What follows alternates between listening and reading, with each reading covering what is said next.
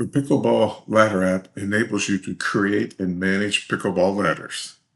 A ladder is simply a group of players who play each other on a regular basis, where the players are ranked from the best at the top of the ladder to the worst at the bottom of the ladder based upon their playing results. The Pickleball Ladder App allows you to have any number of ladders with any number of players and playing any number of games.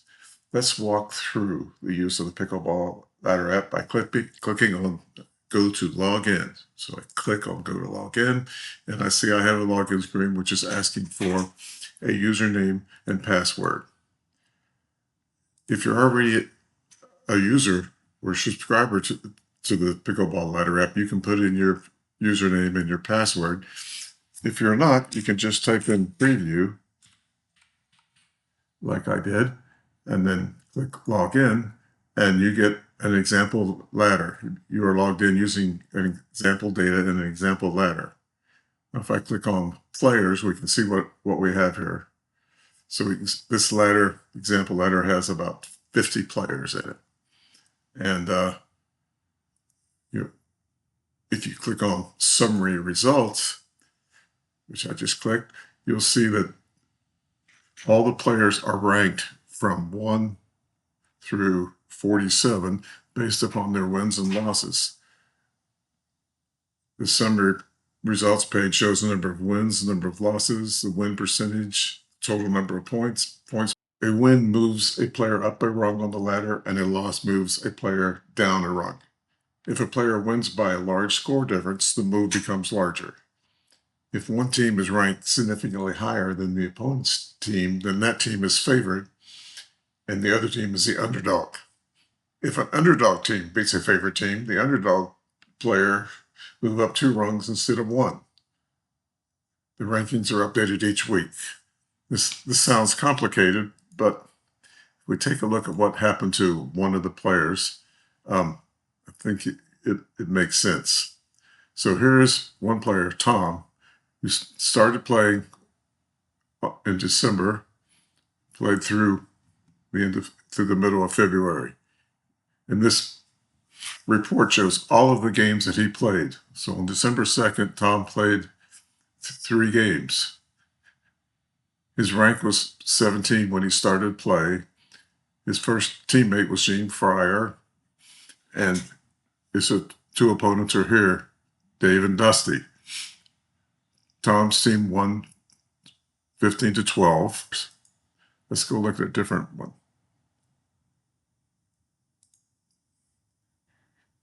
So here's Doug Mitchell.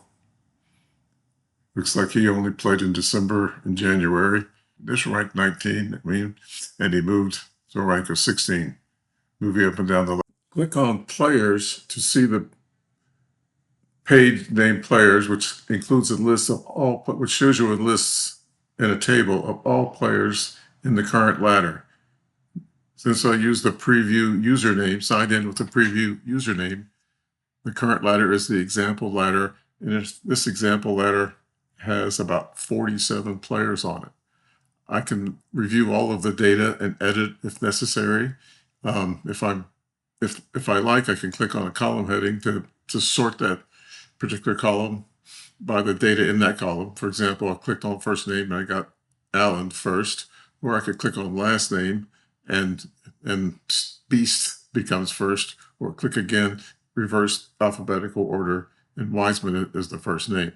There's also an optional email, and very important is the initial rank, because when we start play on the ladder, all players need an initial rank, and then they move up and down the ladder from that initial position. If I would like to edit the initial rank of this player, Dick Wiseman, I click on edit, and I could say, let's make it 30 instead of what it was before, 38, and then click on save, and now initial rank for Dick is 30. I can look at all of the initial ranks of all the players by just clicking on the initial rank column heading and see them ranked in order. Now, since I just changed Dick to 30, I see I have 2 players at 30. That's fine. We're allowed to do that. After a week of play, players will be re-ranked, and they will all be get a new rank, which has all the numbers with no duplicates. So it's optional if you want to have a group of players rank the same at the beginning of the ladder, or rank them all differently based upon your knowledge of their ability. Click on Add a New Player to add a new player to the ladder.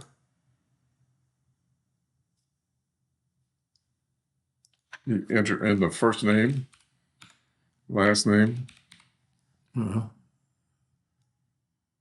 We'll make that better. An email address.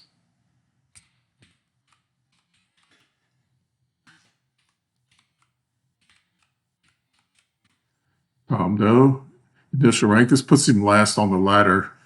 So if you want to make it something other than the last position, you could type in rank him the same as those other two guys and say submit. Now we have a new player named Tom Doe. Let's sort by last name here. Here he is, Tom Doe. He's now ranked 30. If I sort him by initial rank, you can see that I now have 3 players with a rank of 30. Now that I have all this data, I'm ready to move on to entering games. To do that, I'll click on.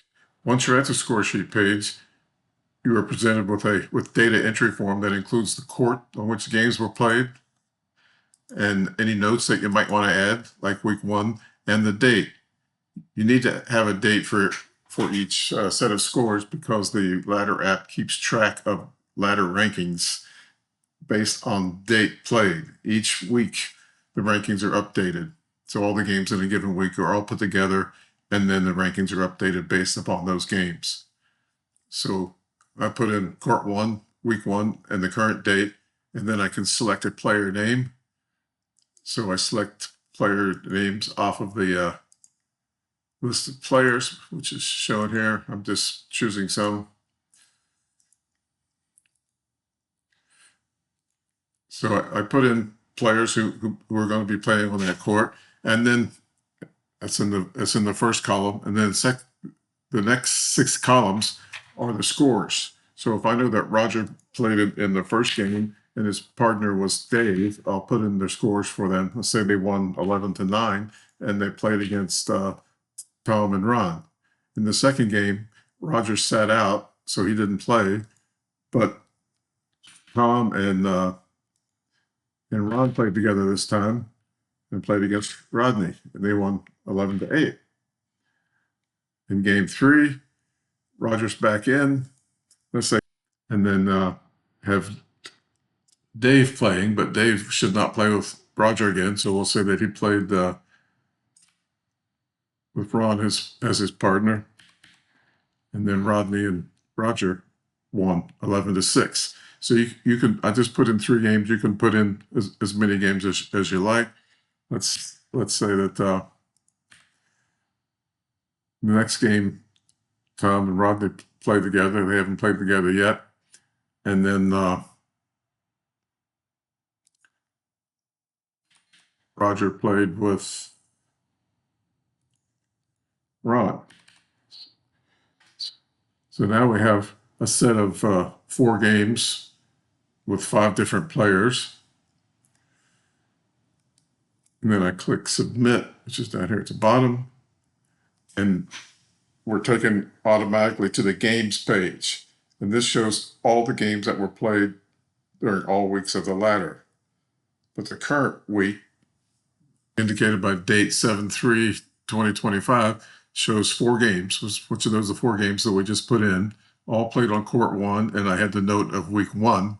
And then the players for each of those games are listed here. So this is basically very quickly recorded 4 games with 5 different players, made it very easy to do. Optionally, I could add a game by putting in court 1, as I did before in week 1, and then getting the date and putting different players. The Ron, and Ed. And then I can put in the player score. Let's say The first two players scored 15 to 11, and they won. Now we go back. Let's sort by date again so I can get all the games from this week. So now I see this extra game that I added in, 15 to 11. So 1, 2, 3, 4, 5 games all in July 3rd, 2025. Now that we've recorded all of our games and have all the games in our games database, let's go take a look and see how those games impacted the player results and their final rankings. So I clicked on the summary results page, and I get a table which shows all of the players listed in order of their rank, all the way from player number 1 down to player number 47. This table shows not only the ranking and the player's name at each rank, but also the total number of wins over the season, the total number of losses, the wins as a percent of total, the total number of points, and the points percent.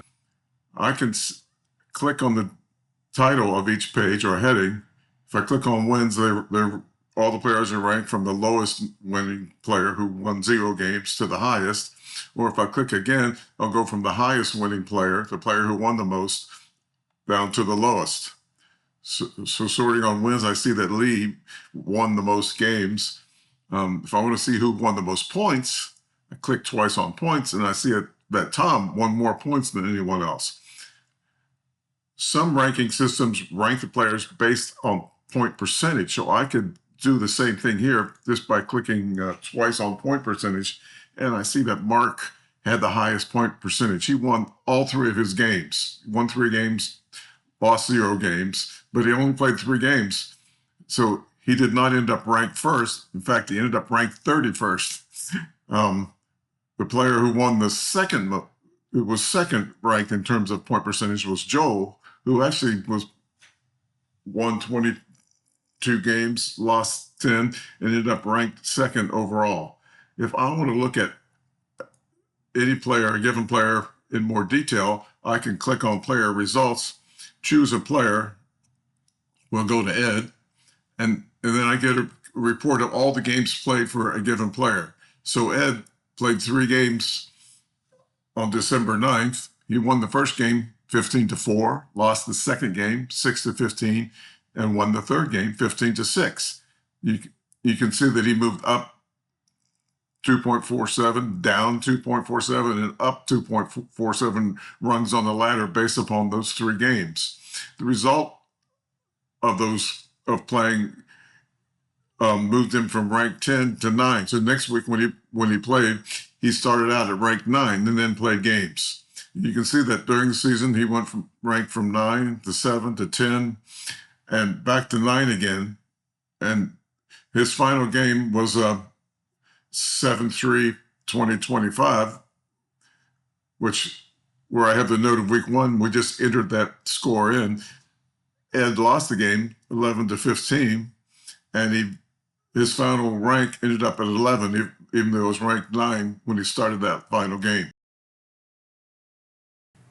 Thank you for listening, and please visit doublesladders.com.